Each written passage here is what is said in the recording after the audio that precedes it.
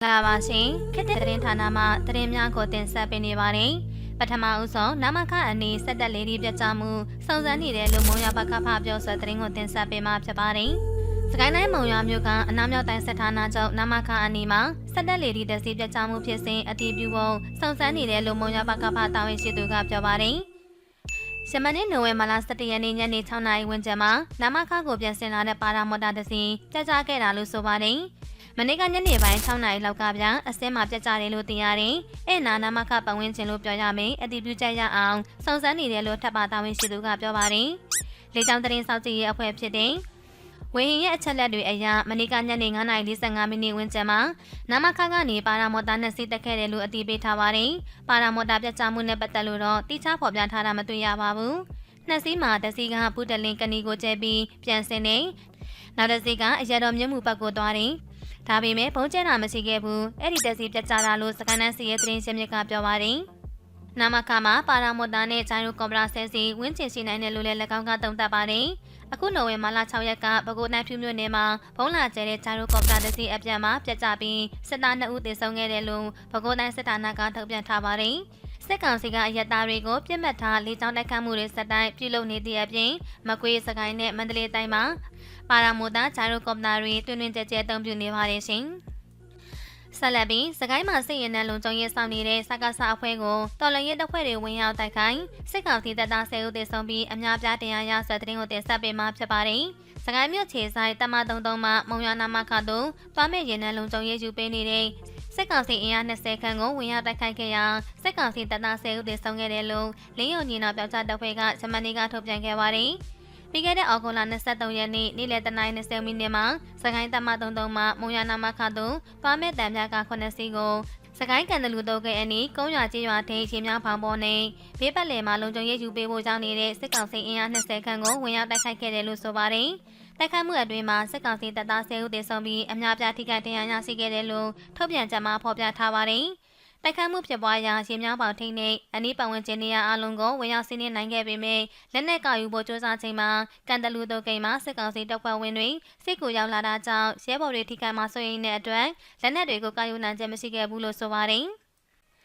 ရဲဘော်တွေပြန်လည်ဆုတ်ခွာချိန်မှာစစ်ကောင်စီဘက်ကလက်နက်ကြီးလက်နက်ငယ်တွေနဲ့ရန်နံပစ်ခတ်ခဲ့တယ်လို့ကုန်းရွာကျေးရွာရှိပြည်သူပိုင်းနေအိမ်နှလုံးကိုလည်းမိဆွဖျက်ဆီးခဲ့ကြတယ်လို့သိရပါတယ်။အဆိုပါတိုက်ခိုက်မှုကိုလင်းယုံညီနာပြောက်ကြားအဖွဲ့ကတိုက်ခိုက်ခဲ့တာဖြစ်ပြီးအင်တာနက်လိုင်းအခက်အခဲကြောင့်လက်ရှိအချိန်မှာသတင်းထုတ်ပြန်ရခြင်းဖြစ်တယ်လို့အတည်ပြုထားပါတယ်ရှင်။ဆက်လက်ပြီးရွှေဘိုမန္တလေးလမ်းပိုင်းမှာစစ်တပ်ထိုင်ချနေသည့်နေရာနဲ့ကင်းမုံကိုတိုက်ခိုက်မှု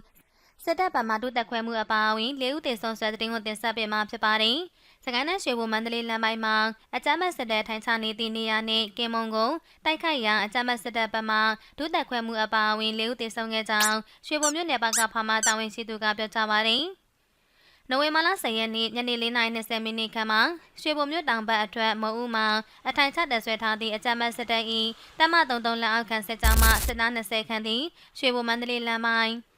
းတာကနန်းရွာထိပ်မှာဝကျင်းချ၍ထိုင်ချနေစဉ်တော်လန်ရဲတပ်ဖွဲ့များနှင့်တိုက်ပွဲဖြစ်ပွားခဲ့ကြောင်းသိရပါတယ်။၎င်းထိုင်ချနေသည့်စစ်သားများကိုတော်လန်ရဲတပ်ဖွဲ့များကအနီးကပ်ဝင်ရောက်ပစ်ခတ်တိုက်ခိုက်ခဲ့ခြင်းဖြစ်ပြီးတိုက်ပွဲတနအီခန့်ဖြစ်ပွားကစစ်တပ်ဘက်မှအထိနာပြီးစားတော်ကျေးရွာဘက်သို့ထပ်ပြေးသွားကြောင်းသိရပါတယ်။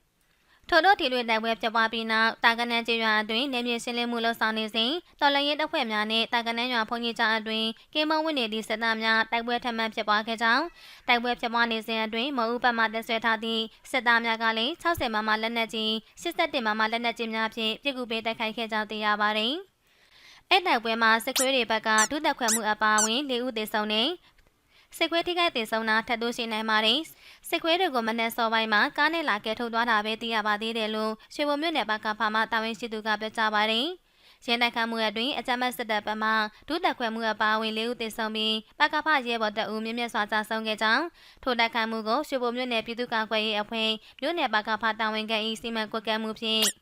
မြို့နယ် PDO တိုက်ခိုက်ရေးအဖွဲ့တိုက်နယ်1တိုက်နယ်2တိုက်နယ်3တိုက်နယ်5ပကဖတိုက်ခိုက်ရေးအဖွဲ့များနှင့်နယ်မြေကပကဖများကပူးပေါင်းလှုပ်ဆောင်ခဲ့ခြင်းဖြစ်ကြောင်းသိရပါတယ်။ဒါအပြင်ရွှေဘိုမြို့တောင်မဲ့ရှိရွှေဘိုမန္တလေးလမ်းမိုင်းကိုတလားကျော်အကြောင်းစစ်ကြောင်းထိုးနေသည့်အကြမ်းဖက်စစ်သားများနှင့်တော်လှန်ရေးတပ်ဖွဲ့များနိုဝင်ဘာလ6ရက်နေ့ကလည်းတိုက်ပွဲဖြစ်ပွားခဲ့ပြီးရွှေဘိုမြို့နယ်ပကဖအဖွဲ့ဝင်ရဲဘော်9ဦးမြင့်မြတ်စွာကြာဆုံးသွားခဲ့ကြောင်းသိရပါတယ်ရှင်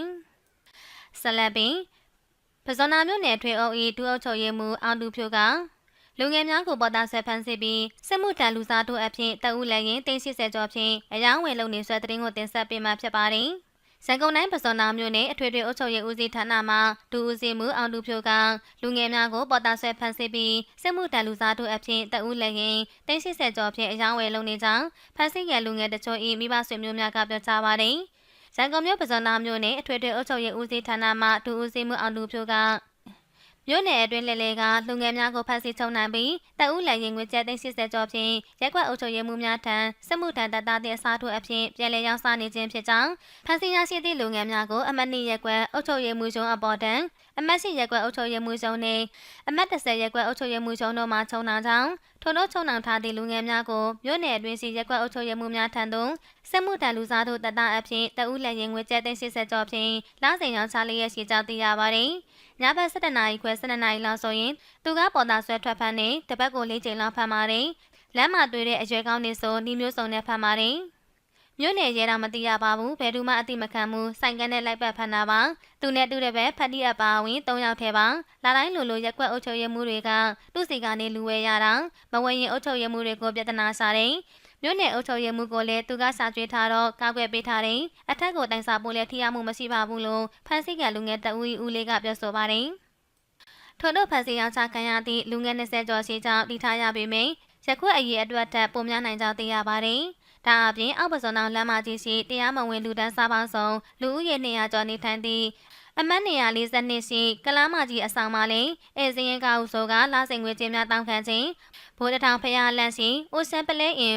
ဗိုလ်ချုပ်လန်ရေကျော်စစ်ထေးရှိအောင်စီတဲခုခန်းနှင့်စီစဝါလန့်ရှိအလောင်းကစားရုံများမှလာစင်အပတ်စင်လန့်ချင်းများကောက်ခံလျက်ရှိကြောင်းသိရပါတယ်။အလားတူတရားဝင်ဖွင့်လှစ်ထားသည့်ဘီယာဆိုင်များကိုလည်းတရားမဝင်တအူးတဲ့အဲစင်းများဝင်ဆင်၍အရက်လိုင်စင်များသိန်းကထွေအုပ်ရုံးတို့ခေါ်ယူပြီးမတရားငွေညစ်ခြင်းမတရားအလူငွေများခဏကောက်ခံခြင်းအစားအသောက်များအလကားယူဆောင်စားတောက်ခြင်းများလည်းအမြဲတမ်းလိုလှုပ်ဆောင်လျက်ရှိတယ်လို့သိရပါတယ်။ဒါအပြင်အခြေခံလူဒန်းစားများစူးစီး9ရက်နေထိုင်သည့်အိမ်ကမ်းများလက်လုံလက်စားများနေထိုင်သည့်အဆောင်များအရက်ဆိုင်စားတောက်ဆိုင်များကိုလည်းရက်ကွက်အုပ်ချုပ်ရေးမှူးများအားအတိပေးခြင်းမရှိဘဲချင်းချငွေညစ်ခြင်းများလှုပ်ဆောင်လျက်ရှိကြောင်းသိရပါတယ်ရှင်။ဆက်လက်ပြီးကျိုးပင်ကောင်မှာမဲစင်းစစ်ဆေးသူနဲ့သတင်းပေးလုပ်နေသူတွေနေအိမ်အထိ PDF လိုင်းလံသတိပေးဆက်သတင်းကိုတင်ဆက်ပေးမှာဖြစ်ပါတယ်။ပဲခူးတိုင်းကျိုးပင်ကောင်မြို့နယ်မှာစစ်ကောင်စီရေကောက်ပွဲမဲစင်းစစ်ဆေးသူနဲ့သတင်းပေးတလန်လုပ်နေသူတွေရဲ့နေအိမ်တွေအထိလိုင်းလံသတိပေးခဲ့တယ်လို့ပြည်သူ့ကာကွယ်ရေးတပ်ဖွဲ့နဲ့စစ်တီကထုတ်ပြန်ပါတယ်။အဲ့ဒီသတိပေးမှုကိုနိုဝင်ဘာလ17ရက်ကျိုးပင်ကောင်မြို့နယ်စစ်ကုန်းကျေးရွာမှာလှုပ်ဆောင်ခဲ့တာလို့နက်စစ်တီတပ်ဖွဲ့ကဆိုပါတယ်။နေအိမ်တွေအထိသတိပေးမှုတွေအရစစ်ကောင်စီသတင်းပေးလုပ်နေတဲ့ဆိုသူရဲ့မိဘနှစ်ပါးကိုတွေ့ဆုံရမှာတားဖြစ်သူကိုတားမြစ်ပေးဖို့နဲ့ပထမဆုံးအကြိမ်သတိပေးတာလို့ရုပ်သံမှတ်တမ်းမှာတွေ့ရပါတယ်။ကျွန်တော်တို့ကပြည်သူ့ကာကွယ်ရေးတပ်ဖွဲ့တွေနော်စစ်ကောင်စီကိုတော်လှန်နေတဲ့အဖွဲ့ဖြစ်မယ်။အတိကကပြည်သူလူထုကာကွယ်မယ်။ဘာပဲဖြစ်ဖြစ်စစ်ကောင်စီကိုအားပေးမယ်တရင်ပေးမယ်ဆိုရင်ရန်သူလိုပဲတတ်မှတ်တယ်အခုလာတာကစစ်ကောင်စီကိုတရင်ပေးတယ်အရင်တုန်းကလည်းအုပ်ချုပ်ရေးမှုလုပ်ဖို့တယ်ရှာရေးမှုလည်းလုပ်ဖို့တယ်တရင်ပေးတယ်လို့တရင်ထွက်နေတယ်အဘသားမလားသူ့ကိုလုံးဝတားပေးနိုင်မလားလုံးတရင်ပေးတာမလုပ်ဖို့တားမယ်ဆိုရင်ကျွန်တော်တို့ကဘာမှမလုပ်ဘူးပြည်သူတွေကပြည်သူပဲအရေးယူမှုမရှိဘူးတကယ်လို့ဒါမသားဘူးဒီအတိုင်းပဲဆက်လုပ်နေမယ်ဆိုဒါပထမဆုံးချိန်တတိပေးခြင်းမလို့နက်စစ်တီတပ်ဖွဲ့တာဝန်ရှိသူကပြောပါတယ်ရှင်းမယ်ဆိုညပိုင်းလာရှင်းလဲကြတယ်အချိန်မရွေးလာရှင်းလို့ကြတယ်ကျွန်တော်တို့ကဒီလိုမဟုတ်ဘူးတတိပေးစနစ်နဲ့တွားချင်တာတတိပေးစနစ်နဲ့လာပြောတာဆက်လုပ်မယ်ဆိုရင်ပြက်ပြက်တတအရေးယူကြမှာပဲလို့လက်ကောင်းကဆက်ပြောပါတယ်ဒါအပြင်စစ်ကောင်စီရွေးကောက်ပွဲအတွက်မက်ဆေ့စစ်ဆေးနေတဲ့ကျောင်းဆရာမဒေါ်မိုးမိုးရဲ့နေအိမ်ကိုတတိပေးဖို့တောင်းရောက်ခဲ့ပေမဲ့မတွေ့ခဲ့ရဘူးလို့ဆိုပါတယ်။ဆရာမအိမ်ရောအိမ်လည်းရောက်ခဲ့ပါသေးတယ်လူမတွေ့ရဘူး။အတူအယောင်ရွေးကောက်ပွဲမဲစင်းရဲမှာကျွန်တော်တို့နာမည်တွေပါလာလို့မေးချင်လို့စရင်ဆက်လုပ်မယ်ဆိုလာခဲ့ပါအောင်မယ်လို့နက်စစ်တီတပ်ဖွဲ့တာဝန်ရှိသူကတတိပေးပါတယ်။အခုနေ့ဒီဇင်ဘာနောက်ဆုံးပတ်မှာလုပ်မယ့်စစ်ကောင်စီရွေးကောက်ပွဲကိုနိုင်ငံတကာနဲ့ပြည်တွင်းအရက်ဖွဲ့အဖွဲ့အစည်းတွေကအတူအယောင်ဖြစ်တယ်လို့ကြေညာချက်တွေထုတ်ပြန်ထားပါတယ်။အဲဒါအပြင်ရွေးကောက်ပွဲဆက်ကျင်တဲ့လူထုလှုပ်ရှားမှုတွေလည်းနိုင်ငံတော်ဝန်မှရှိနေပါတယ်။စစ်ကောင်စီကတော့၎င်းတို့လုံမဲ့ရွေးကောက်ပွဲအတွက်ရွေးကောက်ပွဲအကာအကွယ်ပေးရေးဥပဒေပြဋ္ဌာန်းပြီးဝေဖန်တဲ့ပြည်သူနဲ့အမှုပညာရှင်တရားနီးပါးကို3လအတွင်းဖမ်းဆီးထားပါတယ်။ရွေးကောက်ပွဲကိုနှောက်ယှက်ဟန်တာဖျက်ဆီးခြင်းမှာကာကွယ်ပေးရေးဥပဒေဟာအနည်းဆုံးပြစ်ဒဏ်မှာထောင်နဲ့3နှစ်ဖြစ်ပြီးအမြင့်ဆုံးတည်တံ့လို့စစ်ကောင်စီကချင်းချောက်ထားပါတယ်ရှင်။